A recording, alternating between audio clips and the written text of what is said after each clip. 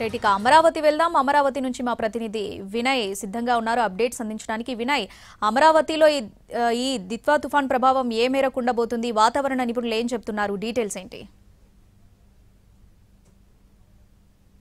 మోంతా తుఫాను గాయాలు కష్టాలు మర్చిపోకముందే దిత్వా తుఫాను ఎఫెక్ట్ లో మరొక ఎఫెక్ట్ ఆంధ్రప్రదేశ్ పైన కనిపిస్తా ఉంది. ఈ నేపథ్యంలోనే అటు రైతులు మత్స్యకారులందరూ కూడా అలర్ట్ గా ఉండాలని వాతావరణ శాఖ అలర్ట్ చేస్తా ఉంది. ముఖ్యంగా గత నెలన్నర కిందట మోంతా తుఫాను దాదాపు 7 జిల్లాలపైన చాలా ఎక్కువ ప్రభావం చూపించింది. పూర్తిగా భారీ 7 జిల్లాలు కూడా భారీగా నష్టం జరిగినట్టు కూడా అటు అంచనాలు కూడా చెప్తా ఉన్నాయి. ఈ నేపథ్యంలోనే దిత్వా తుఫాను కూడా ఎఫెక్ట్ రాష్ట్రానికి ఉండబోతుందని అటు అధికారులు సూచించిన నేపథ్యంలో ప్రభుత్వ యంత్రాంగం అంతా కూడా అన్ని విధాలుగా సిద్ధమైంది. ముఖ్యంగా అటు రైతుల్ని మత్స్యకారులను కూడా ఎప్పటికప్పుడు అలర్ట్ చేస్తా ఉంది. ఎందుకంటే గత మోంతా తుఫాను గాయాలు అదేవిధంగా వాటి తాలూకా నష్టాలు కూడా ఇప్పటికీ పూర్తిగా రైతులు కోలుకోలేదు. ఎందుకంటే ఇప్పటికే ఆ క్రాప్ లాస్ సంబంధించిన డబ్బులన్నీ కూడా ఇస్తా ఉన్నారు. మరోవైపు ఇన్పుట్ సబ్సిడీ కూడా ఇంకా అందలేదు. ఈ నేపథ్యంలో రైతులందరూ కూడా ఆవేదన వ్యక్తం చేస్తా ఉన్నారు. మనం చూడొచ్చు పొలాల్లో మరొకసారి కూడా ఆ పొలాలన్నీ కూడా క్రాప్ కి దగ్గరగా ఉన్నాయి. చేతికొచ్చిన పంట కోతకు రెడీగా ఉన్న పంట కూడా మనకు కనిపిస్తా ఉంది. మరోవైపు అటు ధాన్యానికి సంబంధించి కూడా రైతులందరూ కూడా ఏదైతే ఆ క్రాప్ పూర్తిగా చేతికొచ్చిన క్రాప్ ను కూడా ఇక్కడ మనకి ఆరబెట్టుకున్న పరిస్థితి మనకు కనిపిస్తా ఉంది. అటు చూడొచ్చు మొత్తం పూర్తిగా 3-4 కిలోమీటర్ల దూరం నుంచి ఏదైతే పంట కోసిన తర్వాత ధాన్యాన్ని అంతా కూడా పూర్తిగా ఎండబెట్టాలి కనుక ఆ ప్రాసెస్ అంతా రైతులు ఇక్కడే చేసుకుంటున్నారు. దాదాపు ఇదంతా కూడా పూర్తిగా ఎండబెట్టాలంటే ఒక 3 నుంచి 4-5 రోజుల పాటు జరుగుతుందని చెప్పి అటు రైతులు కూడా చెప్తా ఉన్నారు. ఈ నేపథ్యంలోనే మరొకసారి ఆ దిత్వా తుఫాను అనే చెప్పేటప్పటికి రైతులందరూ కూడా ఆందోళన వ్యక్తం చేస్తా ఉన్నారు. ఎందుకంటే ఇప్పటికే అటు మోంతా తుఫాను ఏ విధంగా కొన్ని జిల్లాల్లో ప్రభావం చూపించిందో దీనికి సంబంధించి రైతులందరూ కూడా ఇప్పటికే ఇబ్బందులు పడుతున్న పరిస్థితి కనిపిస్తా ఉంది.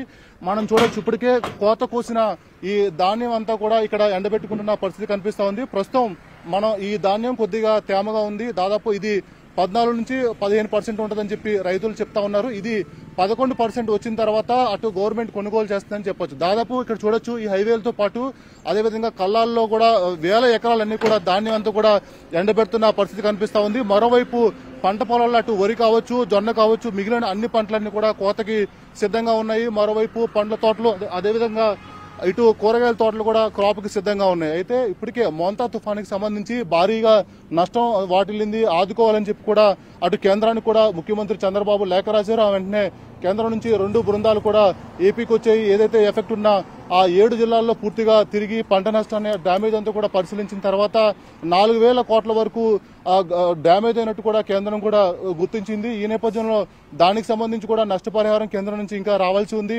మరోవైపు దిత్వాకు సంబంధించి హెచ్చరికలు జారీ చేస్తున్న నేపథ్యంలో అటు రైతాంగం అంతా కూడా పూర్తిగా భయపడుతున్న పరిస్థితి కనిపిస్తా ఉంది. ఏదేమైనప్పుడు కూడా మరొకసారి క్రాప్ అంతా కూడా అటు పొలాల్లో అదేవిధంగా పంట పండిన పండంతా కూడా ఇటు కళ్ళాలతో పాటు హైవేల పక్కన ఆరబెట్టుకున్న నేపథ్యంలో అటు రైతులు కావచ్చు అదేవిధంగా మిగిలిన ఏదైతే తుఫానుకు సంబంధించిన ప్రజలకు అలర్ట్ అదేవిధంగా అవేర్నెస్ ఇచ్చే డిపార్ట్మెంట్స్ అన్ని కూడా అలర్ట్ అవ్వాలని చెప్పి కూడా ప్రభుత్వం యంత్రాంగం అంతా కూడా హెచ్చరిస్తా ఉంది. మరోవైపు డిజాస్టర్ మేనేజ్మెంట్ కూడా ఈ దిత్వా తుఫానుకు సంబంధించి ఎప్పటికప్పుడు కూడా అటు ప్రజలకి మత్స్యకారులకి సమాచారం అందవేస్తుంది. ఎస్ వినయ్, మీరు చెప్పినట్టుగా మొంతా తుఫాను ఎంత మేర ప్రభావం చూపిందో చూసాం, ఎంత నష్టాన్ని మిగిల్చిందో మనం చూసాం. సో ఈ నేపథ్యంలో దిత్వా తుఫాన్ హెచ్చరికల నేపథ్యంలో ప్రభుత్వం ఎటువంటి ముందస్తు చర్యలు చేపట్టబోతుంది? ఎంత మేర అలర్ట్ గా ఉంది?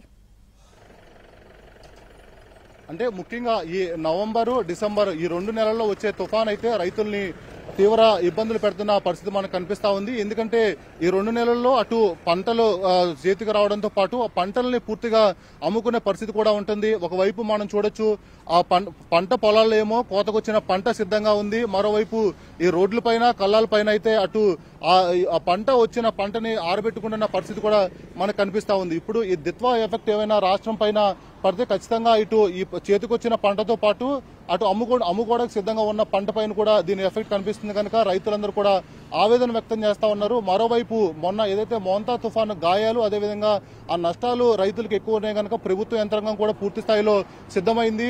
దానికి సంబంధించిన రిలేటెడ్ డిపార్ట్మెంట్లన్నీ కూడా ఎప్పటికప్పుడు ప్రభుత్వం అలర్ట్ చేస్తా ఉంది. నిన్న civil supplies minister Nadendla Manohar కూడా వరుసగా డిపార్ట్మెంట్ అధికారులతో కూడా రివ్యూలు చేస్తా ఉన్నారు. రైతులకు ఎటువంటి ఇబ్బందులు లేకుండా అన్ని జాగ్రత్తలు తీసుకోవాలి, తార్ ఫండ్లు అన్ని కూడా సిద్ధంగా పెట్టుకోవాలి. ఇప్పటికి ఏదైతే క్రాప్ చేతుల్లోకి వచ్చిన క్రాప్ అంతా కూడా ఇమీడియట్ గా క్లియర్ చేసి రైతుల దగ్గర నుంచి కూడా ధాన్యం కొనుగోలు చేయాలని పదే పదే అటు civil supplies minister Nadendla Manohar కూడా చెప్తా ఉన్నారు. దాంతో పాటు మిగిలిన దానికి రిలేటెడ్ ఉన్న అన్ని డిపార్ట్మెంట్స్ కూడా అలర్ట్ అవుతా ఉన్నాయి. అటు ఐఎండీ కావచ్చు, ఇటు డిజాస్టర్ మేనేజ్మెంట్ కూడా ఎప్పటికప్పుడు ప్రజలకు సమాచారం చేరవేస్తా ఉంది. ముఖ్యంగా అటు మోంతా తుఫాను ఎఫెక్ట్ దాదాపు 7 జిల్లాలని మొన్న అతలాకుతలం చేసింది. చేతికొచ్చిన పంట అంతా కూడా క్రాప్ డ్యామేజ్ అవుతుంటే రైతులు ఆవేదన వ్యక్తం చేస్తా ఉన్నారు. మరొకసారి నైరుతి బంగాళాఖాతం ఆనుకుని ఉన్న శ్రీలంక తీరంలో దిత్వా తుఫాను మూవ్మెంట్ అవుతుంది కనుక జాగ్రత్తలు ఎప్పటికప్పుడు అటు అధికారులు చెప్తా ఉన్నారు. ప్రస్తుతానికి ఇది శ్రీలంకకి 80 కిలోమీటర్ల దూరం, అదేవిధంగా పుదుచ్చేరికి 480 కిలోమీటర్లు, చెన్నైకి 580 కిలోమీటర్ల దూరంలో కేంద్రీకృతం అయింది. గడిచిన 6 గంటల్లో 8 కిలోమీటర్ల వేగంతో ఈ తుఫాను కదులుతుందని అటు వాతావరణ శాఖ అధికారులు చెప్తా ఉన్నారు. ఎల్లుండికి నైరుతి బంగాళాఖాతం ఉత్తర తమిళనాడు, పుదుచ్చేరి, దక్షిణ కోస్తా తీరాలకు చేరుకునే అవకాశం ఉందని చెప్పి కూడా వాతావరణ శాఖ బ్యాక్ టు బ్యాక్ హెచ్చరికలు జారీ చేస్తా ఉంది. దీని ప్రభావంతో కోస్తా, రాయలసీమలో రేపు ఎల్లుండ భారీ వర్షాలు కురుస్తాయి. అక్కడున్న మత్స్యకారులు, రైతులందరూ కూడా జాగ్రత్తగా ఉండాలని ఎప్పటికప్పుడు అలర్ట్ ద్వారా మెసేజ్లన్నీ కూడా పంపిస్తా ఉంది. మత్స్యకారులు సముద్రంలోకి వేటకు వెళ్లరాదు, అదేవిధంగా రైతులు వ్యవసాయ పనుల్లో జాగ్రత్తలు తీసుకోవాలని అధికారులు ఎప్పటికప్పటికి హెచ్చరికలు కూడా జారీ చేస్తా ఉన్నారు. ఈ నేపథ్యంలోనే దీని ప్రభావం 24 గంటల్లో అటు రాయలసీమతో పాటు కోస్తా జిల్లాలో ఎక్కువ పడుతున్న నేపథ్యంలో ఆ ప్రాంతాలకు ఇప్పటికే అలర్ట్ చేశారు. ఆ ప్రాంతాల్లో ఉన్న అధికారులతో ఇప్పటికప్పుడు ఇక్కడ నుంచి ప్రభుత్వ యంత్రాంగం అంతా కూడా మాట్లాడుతూ ఉంది. ఏదేమైనప్పుడు కూడా అటు రైతులు, మత్స్యకారులు జాగ్రత్తలు తీసుకోవాలని అటు అధికారులు సూచిస్తా ఉన్నారు. Right Vinay, thanks for the updates.